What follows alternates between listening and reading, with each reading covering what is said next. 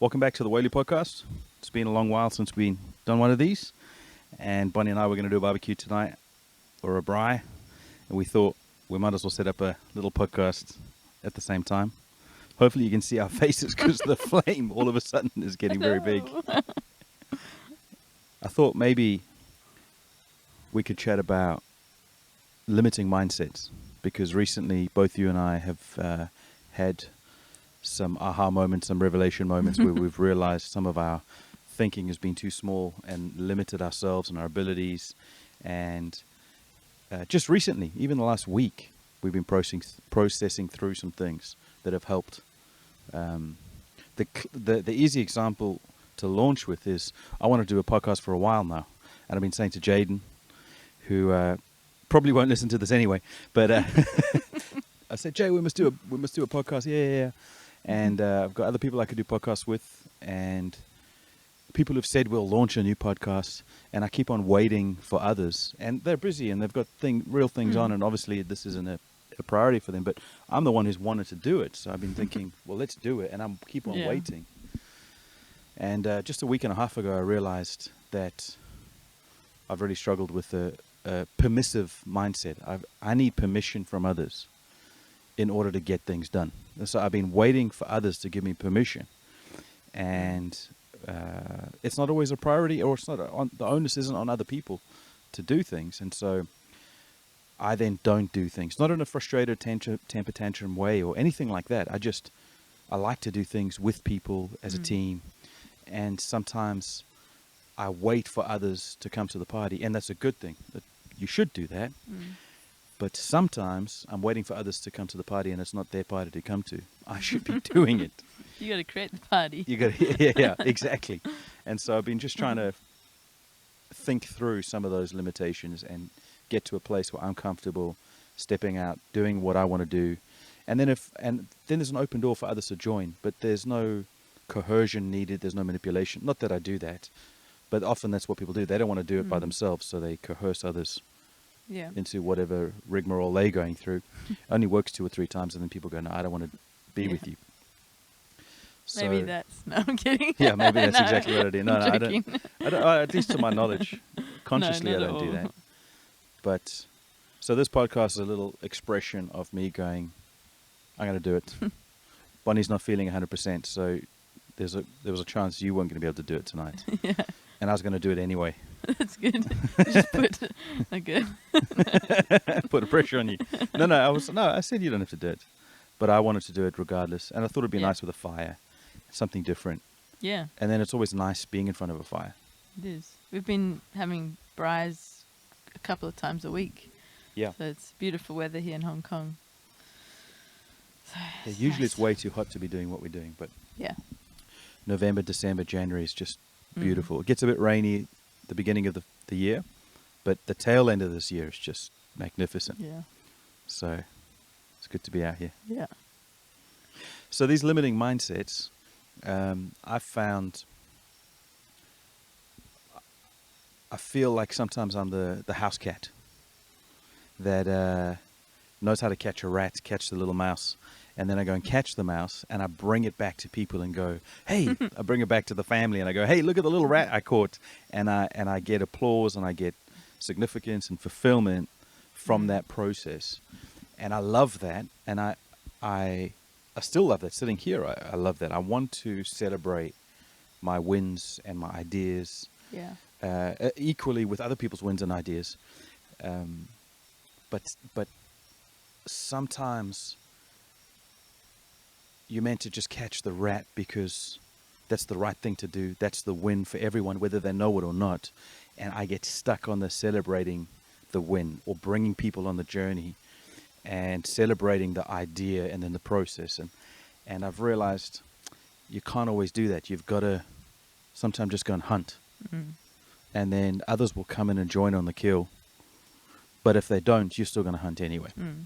Which you've been very good at. You've always been someone who goes ahead, gets things done, and then it draws people in.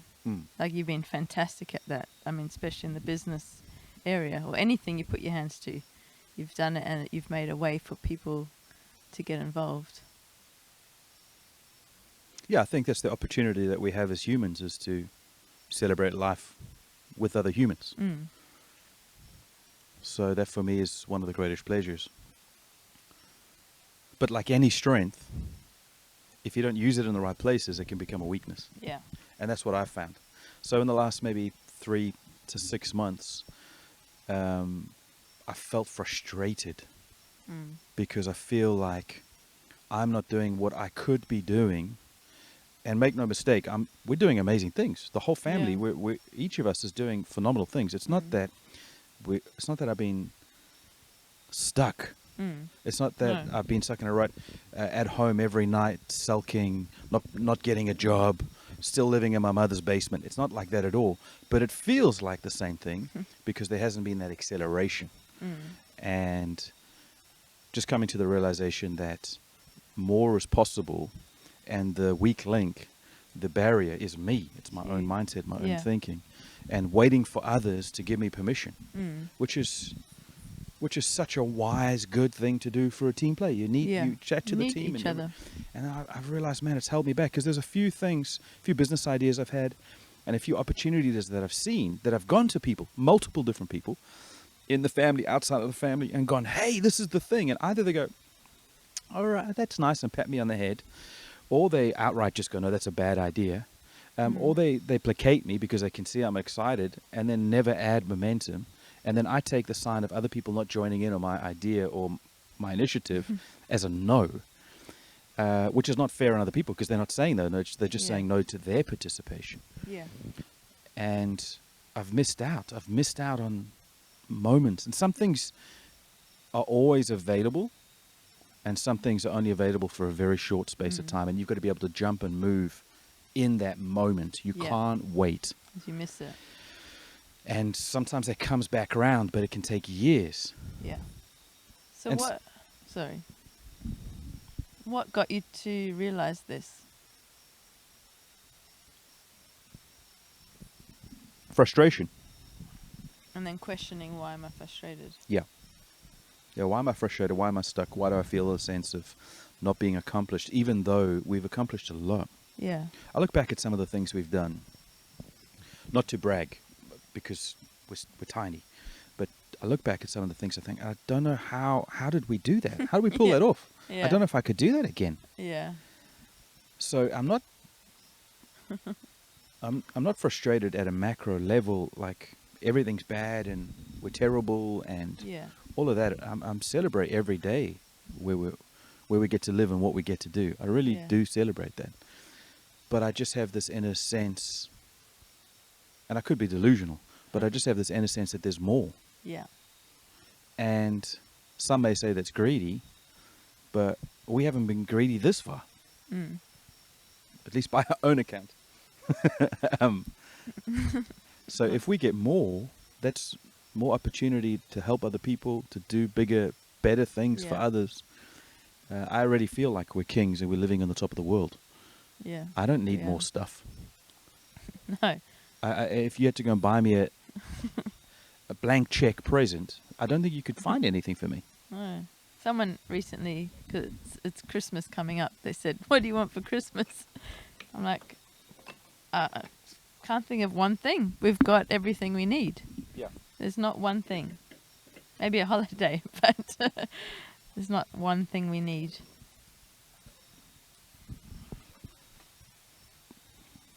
So facing that frustration and that limitation, it can look like a tantrum, and especially if it's a change to to people around you who have expected a certain thing from you, it can look like you're throwing a tantrum or like you're unhappy or that they've done something wrong. And it's not the case at all. It's just, at least in my situation with where I'm at, it's just a realization that even if we're traveling at 100 kilometers an hour, I can still travel at 120. Obviously, there's a limit to what I can do, but I'm going to die very, very, very soon. I've got maybe 30 to 70 years left on the planet. That's a tiny amount of time. I've already been here for close to 40 years. So You maybe know. maybe I'm just having a midlife crisis. Maybe. Where's the Ferrari? I felt like I had a midlife Motorbike. crisis when I was in my 20s. So maybe I'm a Can you get 80% two? crisis. But I don't know. I think it's freeing to come to that realization, to see it, also take responsibility for it. I'm not blaming anyone else. It's no Yeah. one else's fault. I'm not pointing fingers, and I'm not even judging myself. Yeah. I'm just realizing we're all on a journey, we're all in a process, Yeah. and some things you can't deal with until you come to a junction where that's uncovered. Mm. You otherwise spend your 20s just sorting out all your issues. And then once they're all done, then you're free and easy and you can just do whatever it is you want to do to fulfill life. But I think it's only on the journey do some things, you come up against some mindset, some paradigm, Yeah. some limitation that then you have, at that point in time, you can solve. Yeah. So now looking at the solution, or you realizing that you were the stopgap, what now? How do you change it?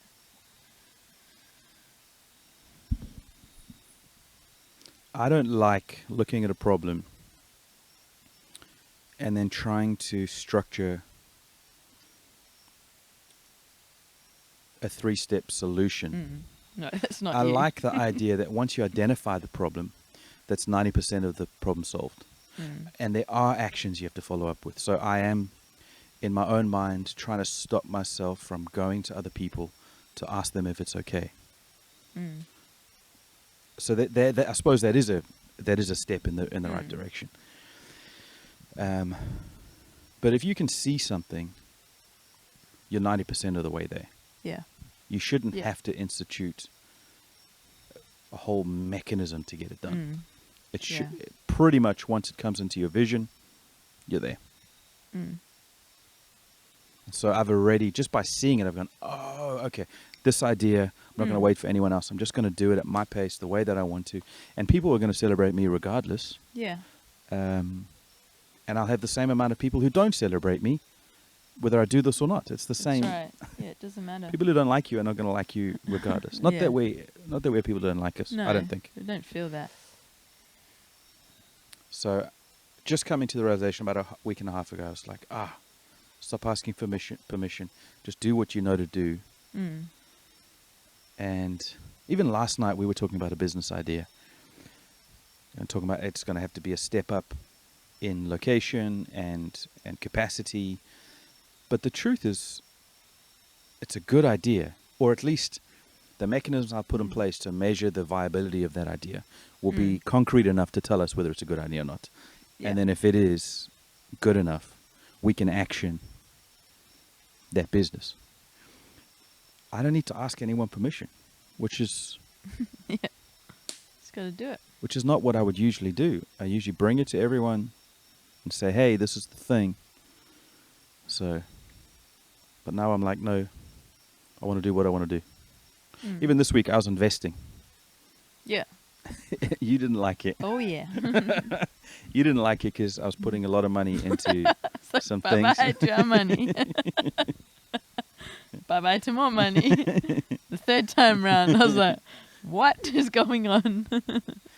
But I didn't want to wait because I could see an opportunity. Yeah. And I just did it. Yeah. Now, you saw money moving. You're like, Sean, what's happening? Yeah. And I hadn't fully discussed it with you.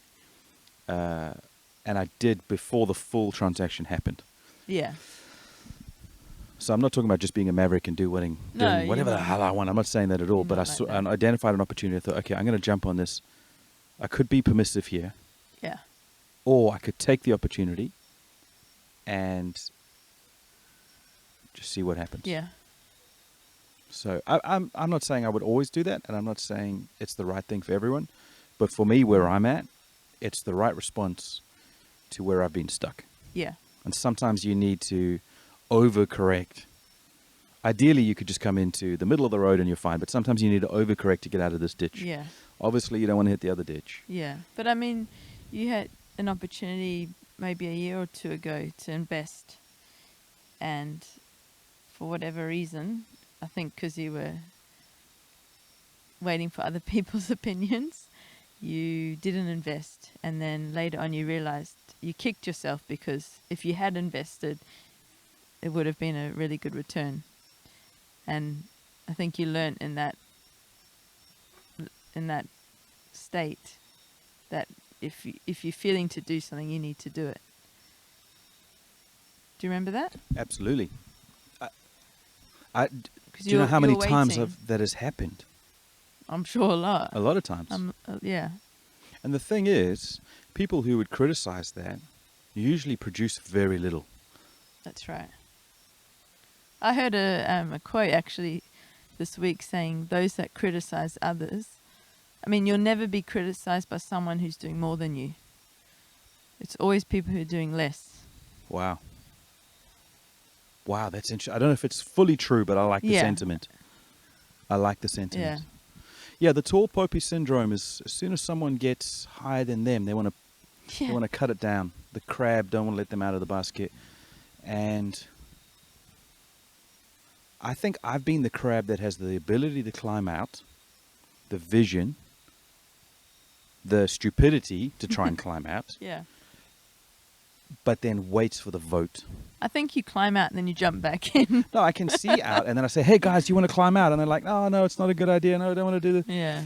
And that's by no means a blanket statement on everyone. There's people who are very supportive. Our family's very supportive. Absolutely. But there are just some things where I've had the opportunity to jump and I haven't. Yeah. And it's no one else's fault. It's my fault. And so I'm developing a deeper sense of confidence.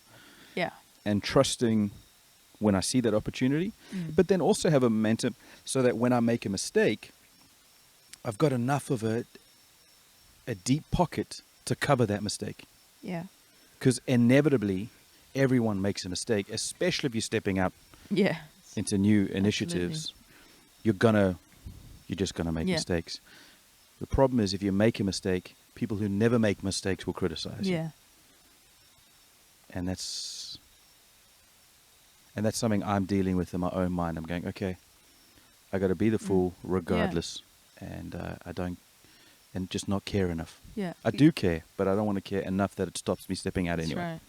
It's funny, this week, for an example, I've been running the essay shop on and off for many years, and it's been like my baby, our baby, and I put so much time and effort and care and love into the business.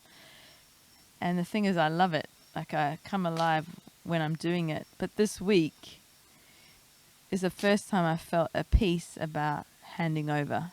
And it was so weird. I think I was feeding Sammi, putting him to sleep. And I just felt this peace. Like, it's time, you need to hand over.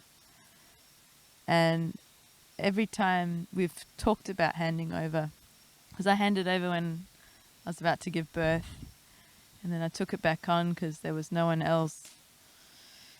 Plus, you wanted to take it back. Yeah, no, I wanted to. I wasn't a burden at all. I love it. But I've also realized being a full-time mum, it's really busy, and trying to do business in and amongst that. You can, but I can't give my full effort to that. And I think it's not fair on a business that could be much bigger than what I'm currently producing. And so the other thing also is I'm enjoying being a mum, and I want to be a mum. And I've got such a privilege to be a full-time mum. I think a lot of mums don't have that privilege, and they've got to go back to work, not always out of choice. And I've got the choice to be a full-time mum, and so I'm getting torn. And so it's like, no, I've come to the realization that it's time to give it up. And it's not, I don't even feel sad. I don't even feel like I can't do this. There's an excitement in doing it, in doing something that I didn't want to do for many years.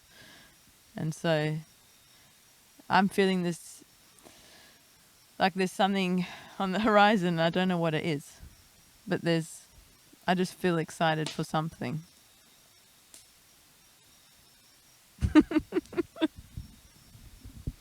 Every time I've broached you not doing it, you fight me vehemently. Yeah. You keep on wanting to do. So I was very shocked this week when you said you didn't want to do it anymore. Yeah. And it wasn't out of frustration or tantrum or just No. it's not the right thing for you to be doing right now. It's just there was a peace. You just know, when something's up, your time's done. And we've felt that many times in our lives with certain things. Our time's done, and it's like my time's done because there's something else. And I mean, 2 weeks ago we started a play group. That's another passion of mine, and I feel like a lot could come from that. It also benefits Sammi directly because now he's socializing with other kids. Which he hasn't done much because of COVID and things have been shut down Yeah. and people are scared. He hasn't done that, so it's quite funny seeing him interact, and he doesn't really know what to do, so he's pushing kids around and he doesn't know. So it's very cute, and he's learning new skills as he's doing it. So I'm excited for that. And also just having an opportunity to meet new families. Because if you know me, I'm definitely not a typical teacher. I was saying that to Esther this week. I'm not someone who studied teaching. I don't wake up in the morning, I can't wait to teach. That's not me at all. But I want to spend the time with the families and build a community. And so I'll do what it takes to get that. And so at the moment that's teaching. But then the kids come in and you just see them so happy, and it just makes it so worth it. So, yeah. And also, we're going to be giving to different charities as well. So it's like there's a purpose in it. It's not just money making for the sake of it. It's actually going to something that's going to help people's lives and people that are on the verge of like not having food and medical and all sorts of things. So that's very exciting. There's something to be said for just making money to survive, and that's not a bad thing. That's a good thing. And there's something to be said to be making money for the cherries on the top. Yeah. That's great. But there's also something so fulfilling about making money to help other people. Yeah. And it feels like we've always done that. Every step of the journey, we've helped people. We've been generous. Yeah. We've given jobs when we shouldn't have, from a financial point of view. We've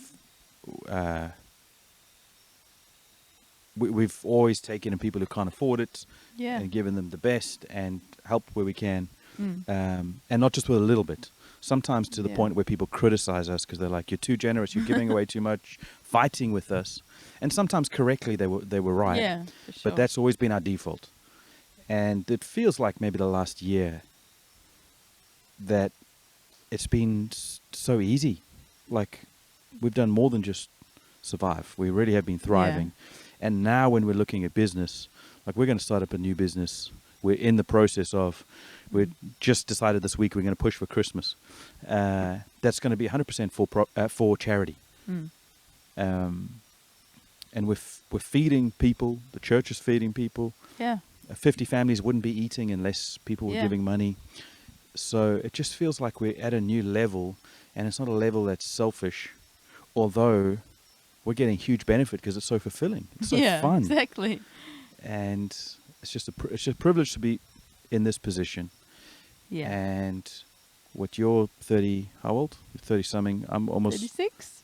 I'm 37, 38, something like that. Yeah, nearly 40. So it's taken like over 30 years to get to that point of getting out of debt, getting into debt first, and then building things. Getting into more debt. that were. You had a Facebook post. You saw a Facebook post that said, "Entrepreneurs are the only people who will leave a 40-hour-a-week job to do an 80-hour-a-week job." Yeah, that's right. That's right. And so we've taken a long way around to get to this point, but this point is so fruitful and so fulfilling. Yeah. Genuinely fun. We've had to fight some big giants. We've had to climb some big mountains, but we've loved every second of it. Yeah. Have you ever seen that post where this guy goes, "No, I'm fine. I'm doing good." But then it's like a 30-year-old that looks like an 80-year-old. They got wrinkles and Yeah, that's what it feels like. we think we're fine. So yeah, in many ways it feels like we live in the dream, and It feels like we just stepped in. at the same time it's so small compared to Yeah. at least where we perceive we want to go. And Yeah. so, and hopefully that's an encouragement to people. It's really not a boast, because we have issues every day. Arguably we have a lot Sean more more issues. so. Yeah. But we've got a positive outlook on those things and are battling through those things in a positive way. So yeah, we're very excited. How's being a full-time mom going with Sammi? It's good. I love it. He's at an age where he's just exploring everything. You do something and he copies you. And yeah, he's just very inquisitive and trying to talk more. He's got his baby language, but he's now saying some words. More. Yeah. Sometimes he'll just say all the words he knows in a sentence. Doesn't make any sense, but he thinks he is. So it's good. Yeah. It's fun. Yeah. Honestly, for me, it's the best thing ever. It really is.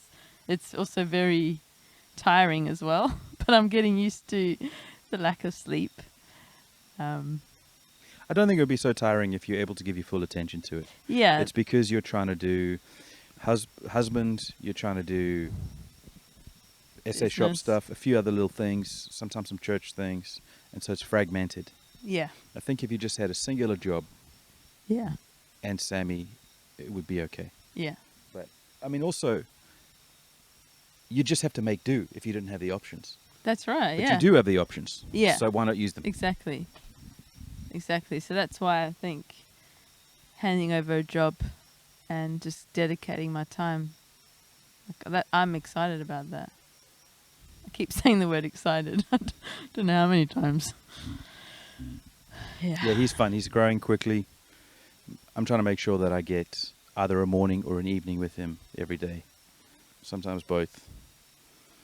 Yeah. So I took him for a little walk today, and he just wanted to explore. And another hiker Always. went past us, past the road into the bush, and not 5 minutes later, Sammi was trying to get into that same pathway. And this is the time of year that in Hong Kong we have snakes moving around, little baby snakes. So I'm a little bit nervous, but Sammi just wants to march into the jungle.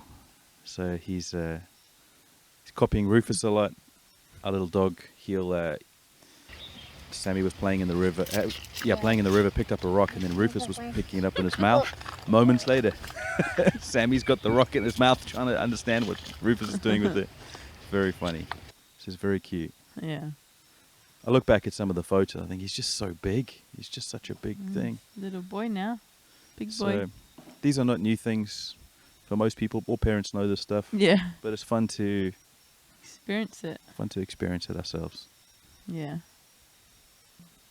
So I know not many people watch these things because everyone can see the view count. But for ourselves, because we will watch them maybe in 10 or 15 years' time if we're still around. Maybe Sammi will watch them when he gets older.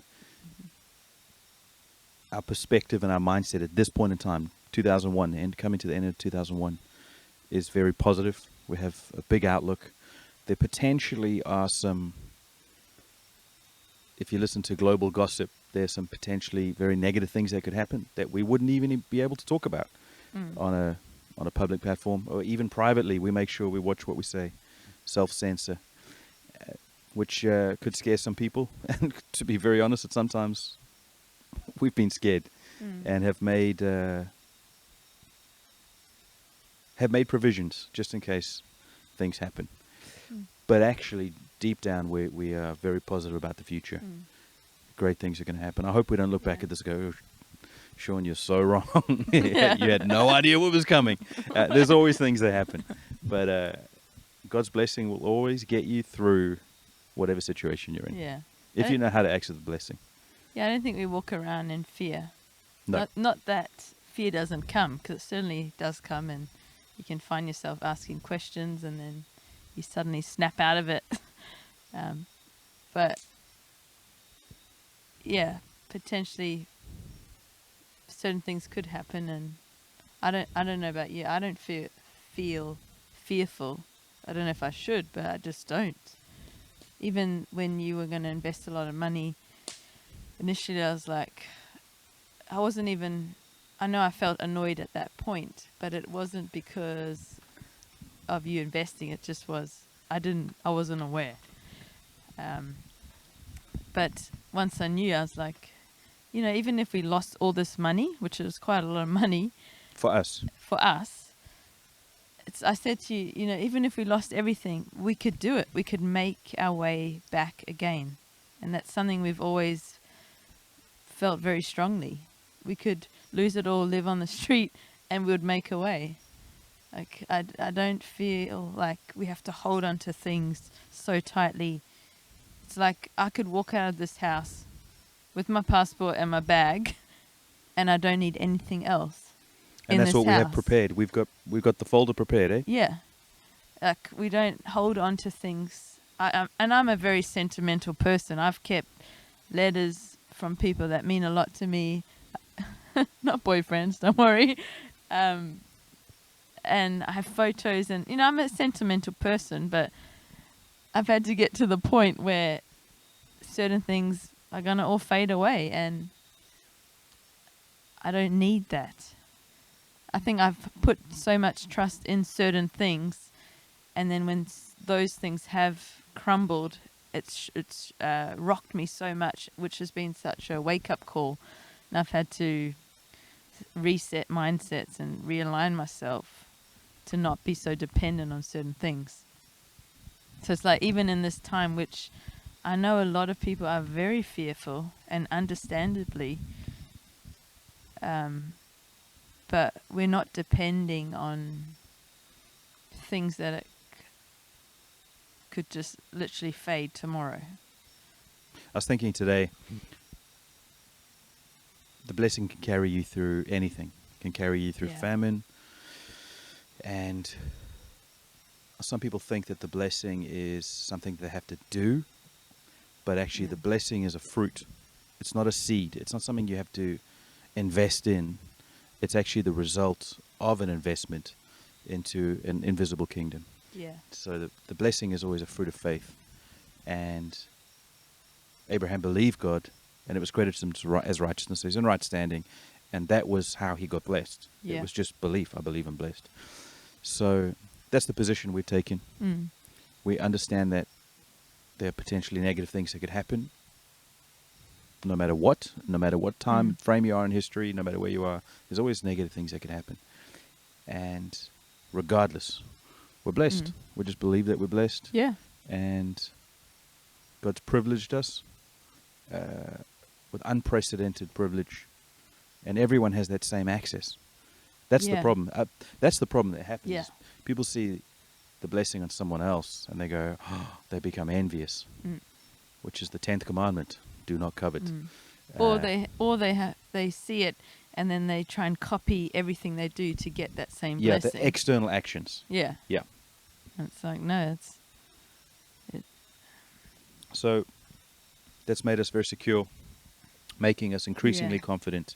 Yeah. And with all our foibles and mistakes and issues, which we have numerous,